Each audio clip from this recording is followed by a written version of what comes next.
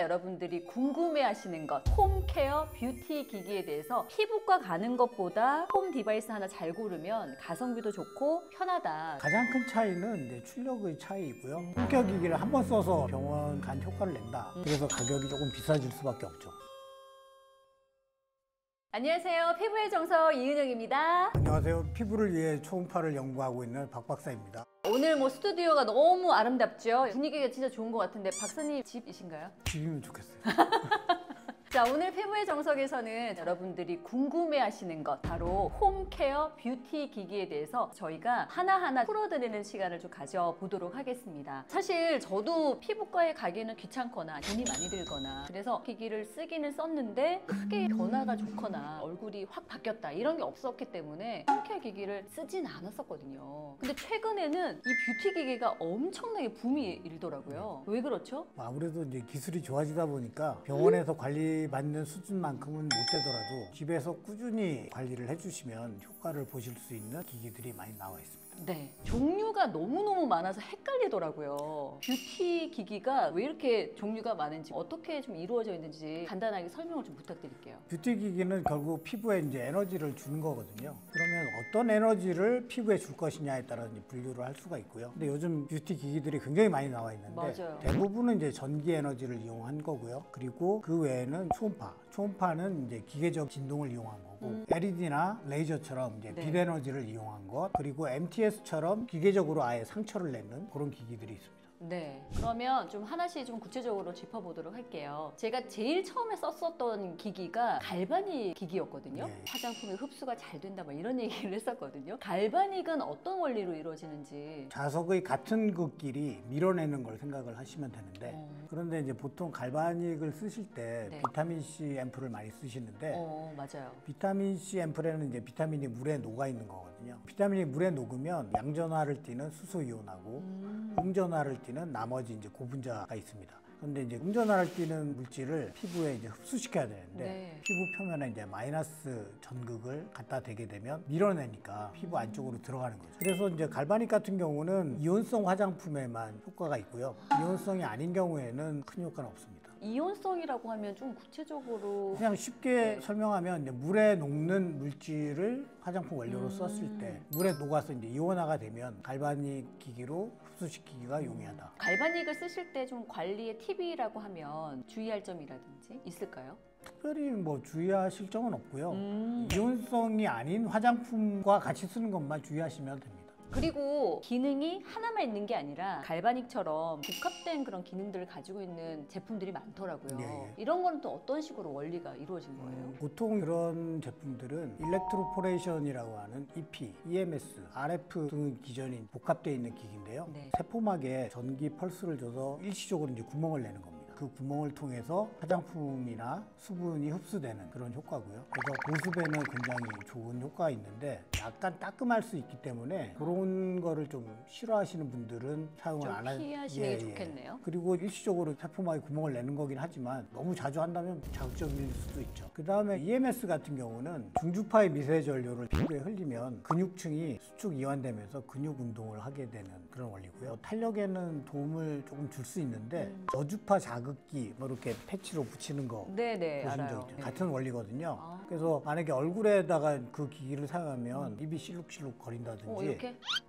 예, 이렇게? 그렇죠. 그래서 이제 그런 네. 거를 싫어하시는 분들은 저도 기분이 예, 좀 별로더라고요. 그래서 이거는 너무 오래 쓰시는 건 좋지 않고 탄력에는 도움이 될 수 있습니다. 그러면 RF는 또 다른 건가요? RF는 네. 이제 고주파라는 거고요. 고주파 기기는 요즘 많이 나오는데 전기 히터를 생각하시면 돼요. 히터에 이제 전기를 인가하게 되면 네. 히터가 열을 내게 되면 그렇죠, 온도가 그렇죠. 올라가죠. 예. 그러면 사람의 피부, 특히 이제 진피층이 히터의 역할을 하는 거고 피부 자체가 그렇죠. 아, 네. 그래서 기기가 피부에 고주파를 인가하면 피부 자체의 저항을 이용해서 열이 나면서 콜라겐의 수축 또는 온도가 조금 더 올라가면 콜라겐의 변성을 유도하는 거죠. 근데 콜라겐이 수축이 되면 즉각적으로 리프팅이 되는 효과를 볼 수가 있고요. 네. 그다음에 변성된 콜라겐이 나중에 재생될 때 그때 다시 한번 리프팅 되는 효과를 볼 수가 있습니다. 고주파를 설명해 주셨는데 사실 저는 조금 헷갈리는 게 고주파랑 또 초음파를 헷갈려 하시는 분들이 많으시더라고요. 이거 어떤 차이인가요? 뒤에 파가 들어가니까 같은 건 줄 아시는데 고주파는 전기 신호가 시간에 따라서 빨리 변하는 거고요. 고주파 기기에 쓰는 고주파는 1MHz부터 한 40MHz 전기 신호가 굉장히 빠르게 변하는 거죠. 네네. 그다음에 초음파는 기계적인 진동입니다. 그러니까 피부에 전기 자극을 주냐 기계적인 자극을 주냐 그게 다른 거죠. 피부과 가는 것보다 홈 디바이스 하나 잘 고르면 가성비도 좋고 편하다. 근데 피부과에서 사용하는 이 기기랑 홈 디바이스가 큰 차이가 있나요? 라는 질문이거든요. 기기에 따라 조금 다를 수 있는데요. 어떤 용도냐에 따라 또 조금 다릅니다. 가장 큰 차이는 이제 출력의 차이이고요. 병원에서 쓰는 기기들이 이제 출력이 높은 대신에 이제 효과가 좀 오래 갈 수 있고요. 그런데 출력을 높이려면 의사들이 진단을 해서 환자에 맞게 사용을 하니까 그렇게 할 수 있는 거고요. 그렇죠. 피부 타입도 다 다를 수 있으니까. 그렇죠. 그래서 예. 가정용으로 쓸 때는 출력을 조금 낮춰놓습니다. 대략 한 60에서 70%. 더 낮게 예. 설정이 되어 있네요. 근데 당연할 것 같아요. 예. 모든 사람들이 다 맞추기도 힘들고. 예. 그래서 이제 가정용은 자신이 이제 편한 시간에 장소에 관계없이 사용할 수 있다는 장점이 있기 때문에 홈케어 기기를 한 번 써서 병원 간 효과를 낸다. 뭐 있을 수가 없는 거고요. 그렇죠, 그렇죠. 홈케어 기기의 생명은 꾸준함입니다. 꾸준히 써주셔야 효과가 있는 거고요. 처음에 이제 기기 사신 다음에 조금 쓰다가 서랍 안에 넣는다든지 아, 저요?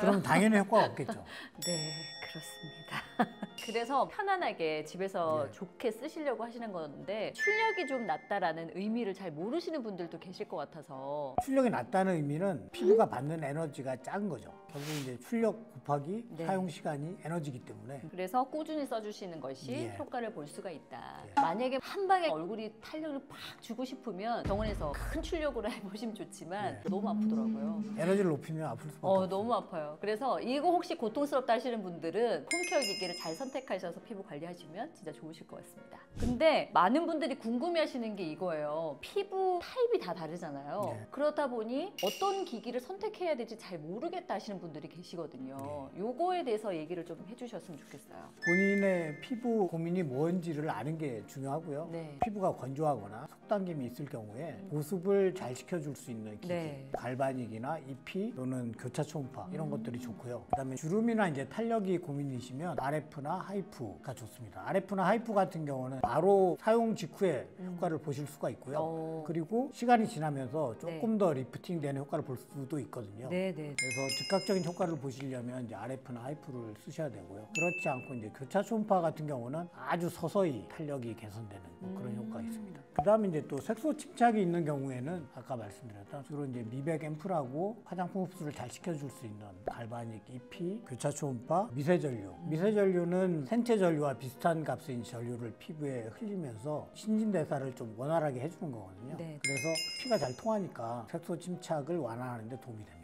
그래서 본인이 어떤 피부에 고민이 가지고 있는지 잘 판단하신 다음에 꾸준하게 이 뷰티 기기를 잘 선택하셔서 쓰시면 도움이 많이 되실 거라 생각이 듭니다. 이런 질문 굉장히 많으시더라고요. 임신을 했는데 피부과에 가고 싶지만 또 무섭잖아요. 집에서 홈케어를 하고 싶다. 근데 임산부가 써도 되는 것들이 있나요? 라는 질문이 있거든요. 보통 이제 전기 자극을 주는 기기의 경우에는 임산부한테 권장하지 않는다 이렇게 돼 있는데요. 네네. EMS 같은 경우는 근육층을 운동을 시키는 거기 때문에 특히 복부에는 쓰면 안 되는 거고요. 웬만하면은 임신 중일 때는 사용하지 않는 편이 좋고요. 그 다음에 초음파 같은 경우는 기계적인 진동이기 때문에 임산부가 써도 무방합니다. 병원 가면 초음파로 이렇게 보잖아요. 내부 그렇죠. 검사할 때도 많이 보고. 예. 그래서 초음파가 만약에 이제 문제가 있다고 하면 그렇게 할 수 없겠죠. 그렇죠. 그건 좀 안전할 수 있겠다. 많은 분들이 이거 질문인데 아니 EMS 기기든 RF 기기든 잘 모르겠고 10만 원대, 100만 원 넘는 기기들도 있잖아요. 상당히 차이가 많이 나는데 가격대가 왜 이렇게 차이가 많이 나나요? 라는 질문이거든요. 만들기 어려운 기기는 비싼 거고요. 네. 상대적으로 만들기 쉬우면 가격이 싸겠죠. 전기 자극을 주는 기기 같은 경우는 네. 기기 내부에 보면 이제 구동 회로에서 전기 신호를 내고요. 그 신호를 이제 피부에 인가할 수 있게 전극이 있으면 되는 거고요. 그런데 이제 초음파 같은 경우는 중간에 이제 앞전 세라믹이라는 게 있습니다. 이 앞전 세라믹에 진동을 하게 되면 그 진동이 피부에 닿는 거거든요. 그래서 한 단계를 더 거치게 되죠. 그런데 우리가 원하는 초음파를 집속한다든지 여러 주파수를 낸다든지 하려면 최적화하는 게 기술이고요. 그리고 똑같이 만들어도 어느 이상의 출력을 낸다든지 안정적인 품질을 확보한다든지 수율 문제도 있고 이런 게 좀 힘들기 때문에 그래서 가격이 조금 비싸질 수밖에 없죠.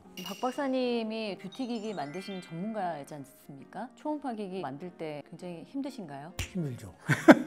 연구하시는 게 그렇게 쉽지는 않으신 거죠? 제품을 최적화하고 판매할 수 있을 정도의 수준을 만드는 게 그렇게 쉬운 일이 아니고요. 그리고 초음파 같은 경우는 일반 전자부품처럼 대량으로 찍어냈을 때 다 똑같은 성능이 나온다. 그렇지는 않거든요. 그래서 우리의 품질 수준을 높이고 편차 없게 만드는 그게 또 이제 기술입니다. 우리 박사님 기술자. 이건 홈케어 기기는 아닌데 뭐 피부 관리하시는 분들을 보니까 니들샷에 대한 얘기들이 좀 있더라고요. 이게 어떤 원리인지 좀 궁금하거든요. 리들샷에는 보면 미세한 침들이 있거든요. 미세 침들이 피부에 아주 작은 상처를 내고요. 이제 나중에 회복이 될 거잖아요. 네네. 그 상처가 회복되면서 새살이 돋으면서 좋아지는 그런 효과를 내는 겁니다. 그런데 이제 리들샷이 나오기 전에 MTS라는 기기가 있었고요. 마이크로 니들로 피부 표면에 미세한 상처를 내고 인간의 자연 치유 능력을 이용해서 시간이 지나면 이제 회복될 때 그때 뭔가 좋아지는 효과. 그게 이제 MTS인데 그거를 화장품 안에 넣은 게 이제 리들샷이라고 보시면 되는 거죠. 그러면 니들샷을 하고 홈케어 기기 같은 걸 하면 좀 더 흡수가 빨리 되니까 더 좋은 거 아닌가요? 라는 질문도 있더라고요. 리들샷에 있는 미세침은 시간이 지나면 녹거든요. 그런데 바로 녹진 않아요. 그런데 침이 얼굴에 있는 상태에서 홈케어 기기로 마사지를 하게 되면 얼굴이 훨씬 더 자극돼가지고 얼굴이 빨개질 수 있습니다. 그래서 리들샷을 바른 후에는 홈케어 기기는 되도록이면 사용을 안 하시는 게 좋고요. 굳이 사용하시려면 시간이 좀 지난 다음에 얼굴을 이렇게 만져봤을 때 따가운 느낌이 없다. 그러면 이제 그때 쓰시면 될 것 같아요. 많은 분들이 이것도 궁금해 하시더라고요. 기기들 보면 우리 제품은 몇 주파수다, 근육층까지 가는 주파수를 가지고 있다, 뭐 이렇게도 선전을 많이 하더라고요. 어떤 차이인가요? 그거는 교차 초음파를 말씀하시는 것 같은데요. 교차 초음파는 여러 가지 주파수의 초음파를 서로 이렇게 교차해 가면서 좋은 효과를 도모하는 건데 주파수가 낮을수록 깊이 들어가고요. 주파수가 높을수록 깊이 못 들어갑니다. 그래서 피부 표면 쪽에 효과를 원하면 주파수가 좀 높은 쪽이 좋고 근육까지 가려면 주파수가 낮은 게 좋고요. 재생이나 탄력 쪽으로는 이제 주파수가 조금 높은 쪽이 좋고요. 피부에 어떤 화장품을 흡수시키는 용도로는 주파수가 낮은 쪽이 좋습니다. 박사님, 제 피부는 뭘 쓰면 좋을까요? 나중에 말씀드릴게요. 나중에. 사람들이 알면 안 되니까. 저한테 살짝 말씀해 주시기 바랍니다. 네, 오늘 피부의 정석에서는 여러분들이 너무나 궁금해하시는 홈케어 뷰티 기기에 대해서 많은 것을 알아봤습니다. 그런데 박사님 다 못 알아봤어요. 궁금한 점들이 너무 많으세요. 그래서 다음번에 다시 풀어주실 거죠? 예, 제가 좀 정리해 보겠습니다. 좋습니다. 여러분 다음 시간에도 기대 많이 해주시고요. 굿데꾸알 좋아요, 댓글, 구독, 알림 설정 부탁드립니다. 여러분 다음 시간에 만나요. 안녕.